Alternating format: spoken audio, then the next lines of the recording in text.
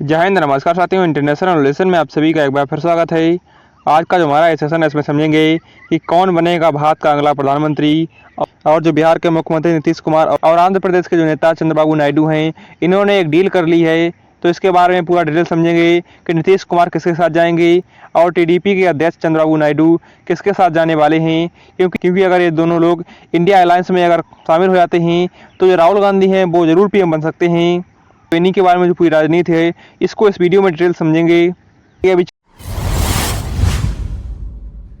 वहीं जो बिहार के जो नीतीश कुमार का जो पूरा मामला है इसको समझने के लिए आपको सबसे पहले तो जो बिहार का चुनाव हुआ है इसका जो पूरा डिटेल है उसको समझना होगा। वहीं आप देख सकते हैं कि जो नीतीश कुमार की पार्टी जनता दल यूनाइटेड है इसको लगभग 22 सीटें मिली हैं। वहीं बिहार में जो भारतीय जनता पार्टी बीजेपी है इसको 22 सीटें मिली हैं, यानी कि दोनों ही पार्टियों को बराबर बराबर सीटें मिली हैं। इसके अलावा जो लोक जनशक्ति पार्टी जिसके अध्यक्ष जो चिराग पासवान हैं वो भी बीजेपी के एनडीए संगठन का हिस्सा है, इनको भी 5 सीटें हासिल हुई हैं। वहीं राष्ट्रीय जनता दल आरजेडी ने 4 सीटें हासिल की हैं। इसके जो नेता हैं वो इंडिया अलायंस में शामिल हैं, उनका नाम है तेजस्वी यादव। इसके अलावा कांग्रेस ने बिहार से 3 सीटें हासिल की हैं। जो कम्युनिस्ट पार्टी ऑफ इंडिया है इसने भी बिहार से 2 सीटें हासिल की हैं। इसके अलावा हिंदुस्तानी आवाम मोर्चा ने 1 सीट बिहार से हासिल की है। वहीं टोटल सीटें हैं बिहार में वो 40 हैं। इन्हीं 40 सीटों में से जो 30 सीटें हैं वो एनडीए यानी कि बीजेपी के संगठन को मिली हैं। 22 सीटें बीजेपी की, 22 सीटें नीतीश कुमार की और जो 5 सीटें हैं वो चिराग पासवान की, 1 सीट अदर की है। इसी प्रकार से 40 में से जो 39 सीटें हैं वो किसी न किसी संगठन में शामिल हैं। वह बिहार की 1 सीट है उस पर मांझी ने जीत हासिल की है। इसके अलावा जो नीतीश कुमार हैं उनको पलटू राम कहा जाता है और वो लास्ट में आकर के किसी भी पार्टी की तरफ झुक सकते हैं। और आप इतना समझ चुके होंगे कि जो बिहार में जो नीतीश कुमार है उनकी जो ताकत है वो किस प्रकार से है। जो ताकत है वो बीजेपी की लगभग बराबर है, क्योंकि बीजेपी को भी 22 सीटें मिली हैं और जो नीतीश कुमार है इनको भी 22 सीटें मिली हैं। इस बार सबसे बड़ा जो बिहार में खेल हुआ है वो चिराग पासवान ने किया है, क्योंकि चिराग पासवान है इन्होंने कुल 5 सीटों पर चुनाव लड़ा था और इन 5 सीटों में से जो चिराग पासवान है उनको जीत मिली है। नीतीश कुमार है इन्होंने 16 सीटों पर चुनाव लड़ा था, इसमें से जो 12 सीटें हैं वो नीतीश कुमार जीत चुके हैं। लेकिन आप स्क्रीन पर एक तस्वीर देख सकते हैं।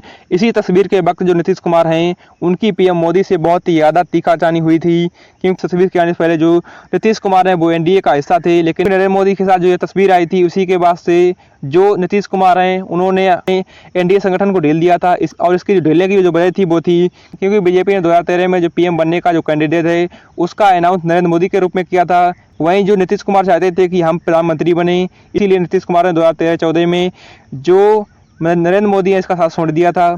लेकिन अब जो नीतीश कुमार हैं वो अपना बदला ले सकते हैं।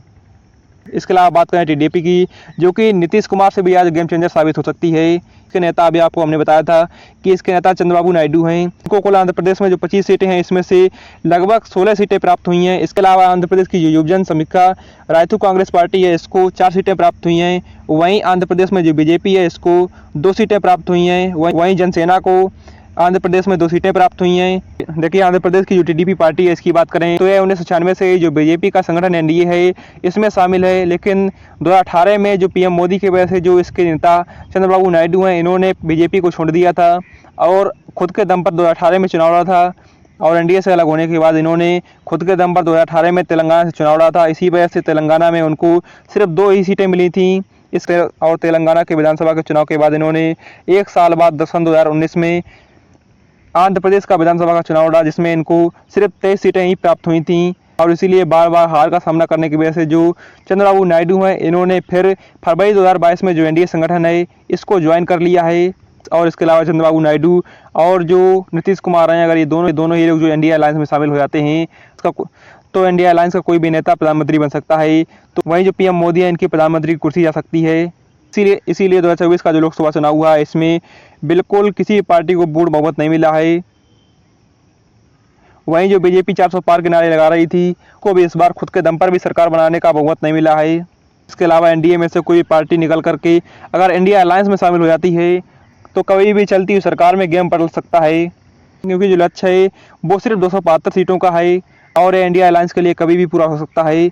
इसीलिए जो बीजेपी है वो इस बार बहुत ही सोच समझ कर खेलेगी।